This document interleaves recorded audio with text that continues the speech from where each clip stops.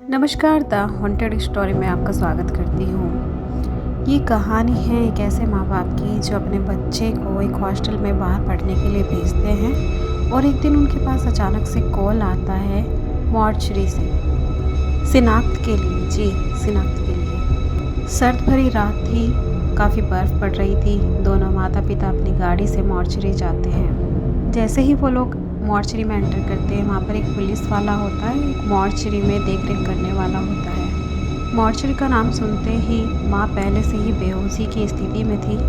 पिता जैसे कैसे करके संघर्ष करके उसको यहाँ पर लेकर आया था।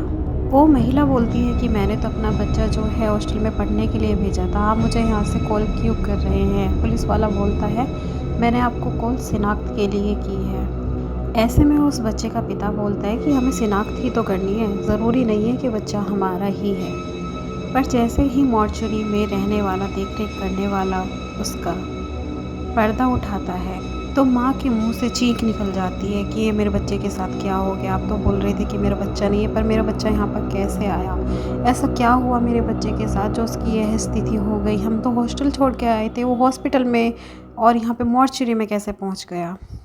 तभी मॉर्चरी की देखभाल करने वाला व्यक्ति बोला कि जो हॉस्टल आपने चुना था अपने बच्चे के लिए, उस हॉस्टल में तांडव होता है, तांडव, मौत का तांडव। और जिसने भी ये रहस्य जानने की कोशिश की उसकी भी मौत हो गई। तभी पुलिस वाला देखभाल करने वाले मॉर्चरी के व्यक्ति को बोलता है कि चुप करो तुम अपनी बकवास, ये सब क्या बकवासें कर रहे हो तुम? और उन माता पिता से वादा करता है फिर जो कुछ भी हुआ होगा मैं उस रहस्य से पर्दा उठाऊंगा और आपका साथ ज़रूर दूंगा। मॉर्चरी वाला बोला कि जवान हो तुम, जवान खून है तुम्हारा, समझदार आदमी तो वहाँ से दूर ही रहते हैं। तुम जोश जोश में ऐसा ना हो कि अपने होश ही गवा बैठो। इतना कहकर वो मॉर्चरी से बाहर चला गया और जाते जाते पुलिस वाले को ये धमकी भी देकर गया कि हो तुम्हारे बस का तो उखाड़ लो कुछ, क्योंकि इसके पीछे कोई इंसान नहीं, कोई रहस्यमयी ताकत है जिससे लड़ पाना तुम्हारे बस की बात नहीं है। अब पुलिस वाले ने आखिरकार ठान ही लिया कि मैं तो सच का पता लगा कर ही रहूँगा, जो भी है देखा जाएगा।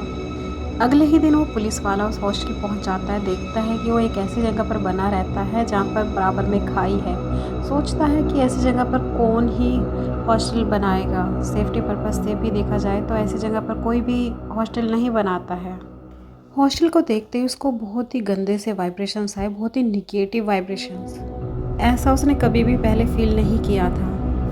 हॉस्टल में उसे कोई दिखाई नहीं देता, सिर्फ एक चौकीदार के अलावा, और चौकीदार उसका वार्न करता है कि यहाँ पे दिन में एडमिशन नहीं होता है, यहाँ पे एडमिशन सिर्फ रात में ही होता है। पुलिस वाले ने पूछा क्यों, यहाँ पे रात में ही एडमिशन क्यों होता है? वो बोला कि होता है तो होता है, अब हम कुछ नहीं कर सकते, हम तो चौकीदार हैं ना। इतना कहकर वो वहाँ से चला जाता है।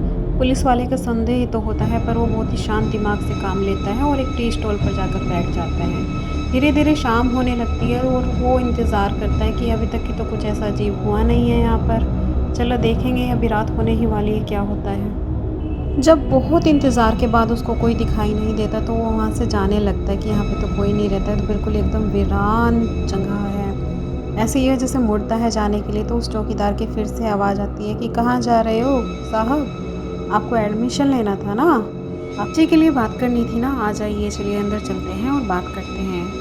वो पुलिस वाला उसके साथ जैसे ही अंदर जाने लगा तो वो ये देखकर हैरान रह गया कि जहाँ बिल्कुल वीराना था, अचानक सभी कमरों में लाइट चली हुई है, सभी कमरों में परछाई दिख रही है विंडो से। पर ये वो कह नहीं सकता कि ये सीरियसली ही इंसान थे या कोई और था। उसको जो वाइब्स आ रही थी बहुत ही निगेटिव थी। पर वो धीरे धीरे उसके साथ पीछे पीछे चलने लगा और कुछ भी उसको ऐसा नहीं लगा जो नॉर्मल हो, सब कुछ एबनॉर्मल लग रहा था उसको ये बिल्कुल भी समझ में नहीं आ रहा था कि ऐसा कौन सा हॉस्टल होता है जो दिन में बंद रहता है और रात को खुलता है।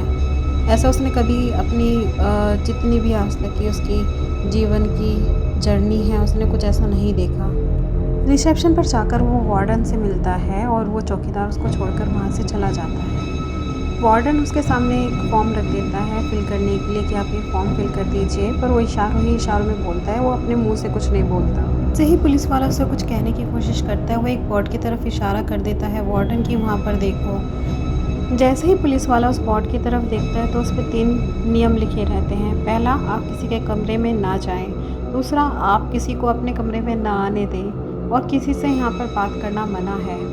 बोर्ड पर पढ़ने के बाद जैसे ही वो पलट कर देखता है, ना तो वहाँ चौकीदार रहता है और ना ही वो वार्डन, दोनों ही गायब हो जाते हैं। उसको समझ में नहीं आता कि कहाँ गए। जो कमरा नंबर वार्डन ने उसको बताया था वो कमरे में एंटर कर जाता है और उस कमरे में अपना सामान रख लेता है। वो अपने कमरे को चारों तरफ से देखता है, पर अचानक से उसे बहुत तेज़ ज़ोर से चिल्लाने की आवाज़ आती है, जो कि उसके कमरे के बाहर से कोई रो रहा था, चिल्ला रहा था। ये सुनकर वो तुरंत भागा उस आवाज़ के पीछे, जो बहुत तेज़ थी, रोने की और चिल्लाने की। जैसे ही वो कमरे से उस आवाज़ के पीछे भागा, वहाँ पर उसको कोई भी नहीं दिखाई दिया। हॉस्टल की गैलरी की वो लाइट जो है बहुत तेज़ी से ब्लिंक कर रही थी और वो ये सोच कर भी हैरान था कि यहाँ पर सब कुछ इतने ज़ोर ज़ोर से चिल्ला रहा था, कोई रो रहा था, कोई तब भी इतना शांत है कि कोई भी इंसान वहाँ पर निकल कर नहीं आया बाहर। उसने एक एक करके सभी दरवाज़ों पर नॉक करना शुरू कर दिया और बताना शुरू कर दिया, मेरा नाम कबीर है, मैं नया आया हूँ इस हॉस्टल में, क्या कोई अंदर है, क्या कोई मुझसे बात कर सकता है। पर किसी भी दरवाजे या किसी भी रूम से कोई ऐसी आवाज़ नहीं आई कि हाँ मैं हूँ या मेरा नाम ये है। सब ने इग्नोर कर दिया। जब उससे सब्र नहीं हुआ, उसने एक कमरे का दरवाज़ा तोड़ दिया तो अंदर जाके वो चौंक गया। देखा कि उस कमरे में इस तरह के आग लगी थी और वहाँ पे कोई कंकाल पड़ा हुआ था जो पूरे तरीके से जल चुका था। जैसे वो कमरे से बाहर भागा तो बाहर भी देखा कि सारे हॉस्टल में आग लगी हुई, सारे कमरों से धुआं निकल रहा था। अब हर दरवाजे से अंदर से कोई चिल्ला रहा था कि खोलो, मुझे बचा लो, मुझे बचा लो, प्लीज़ मुझे बचा लो।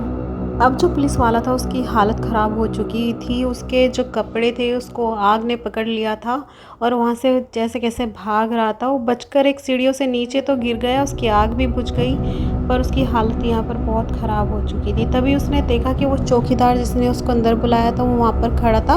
उसने उसको आवाज़ लगाई पर उसने इग्नोर कर दिया, वो सुन ही नहीं रहा था उसकी आवाज़। और उसने गौर से देखा उसकी तरफ जाते हुए कि वो जिस तरफ देख रहा है वो वही वार्डन जला हुआ वहाँ पर पड़ा हुआ था जिसने उसे फॉर्म दिया था। उसने चौकीदार को आवाज़ लगाई कि आप कॉल करो, आपने आग लगी है, किसी को बुलाया क्यों नहीं। तो उस चौकीदार ने बोला कि अब तो काफ़ी देर हो चुकी है, हम किसी को नहीं बुला सकते, तो ये आग हमें रोज़ हमारे सीने में लगती है और ये जो लपटें हमें रोज़ जलाती है। ऐसे कहकर जैसे वो वापस मुड़ता है उसकी तरफ, पुलिस वाले की तरफ, तो पुलिस वाला चौंक जाता है क्योंकि उसका शरीर पूरा जला हुआ होता है, उसके होश उड़ जाते हैं ऐसा देखकर। और गाइस वो हाफने भी लगता है। पुलिस वाला बोलता है ये क्या हुआ आपको, चलो यहाँ से निकलते हैं, हॉस्पिटल जाते हैं, भागते हैं हम यहाँ से। चौकीदार बोला, बाबू मुर्दों को डॉक्टर की ज़रूरत नहीं होती। पुलिस वाला बोलता है मतलब, तो चौकीदार बोलता है मतलब जानना है ना, तो ये देखो, और उसको गले से पकड़ लेता है, उसका गिरेबान पकड़ लेता है, गर्दन पकड़ के उसको आखिरी वाली दीवार से सटा देता है और सारी कमरों से लाशें निकलने लगती है जैसे कि एक ज़ॉम्बी। पुलिस वाला बोलता है क्यों कर रहे हो तुम मेरे साथ ऐसा, क्या बिगाड़ा है मैंने ऐसा तुम्हारा। तुमने तो उस बच्चे को भी नहीं छोड़ा जो हॉस्पिटल में गया था। चौकीदार बोला क्यों छोड़ता मैं, हमें भी तो जलाकर मारने वाला एक बच्चा ही था ना। 4 साल पहले की बात है, यहाँ पे एक हॉस्टल था, एक ही हॉस्टल था जिसका नाम था विक्टोरिया हॉस्टल, और यहाँ पे एक बिल्डर ने एक और हॉस्टल बना दिया था जिसका नाम भी विक्टोरिया हॉस्टल रखा था। बिल्डर ने बोला यहाँ तो एक ही हॉस्टल रहेगा और सुबह तक की देख लेना क्या होता है। तो पहले रात के टाइम एक लड़का आया था जिसको भी वही रूम मिला गया जो पुलिस वालों को मिला था। उसने कुंडी लगा दी सारी कमरों की और फिर उस पर तेल डाल के आग लगा दी। जब ऐसा हुआ तो वार्डन और चौकीदार भी अपने आप को नहीं बचा पाए, सब आग में झुलस कर मर गए। अब उन्हें क्या पता था कि कल से विक्टोरिया हॉस्टल दिखने का सिर्फ यही मतलब था कि एक हॉस्टल रहेगा, दूसरा सुबह तक नहीं रहेगा। उस टाइम से जो भी विक्टोरिया हॉस्टल में गया वो आज तक लौट के नहीं आया। तो उस पुलिस वाले के साथ क्या हुआ होगा ये आप आइडिया लगा ही सकते हैं, और लगा ही लिया है तो कमेंट बॉक्स में मुझे बता दीजिएगा। स्टोरी अच्छी लगी है like share and subscribe. Subscribe सक्कर पारा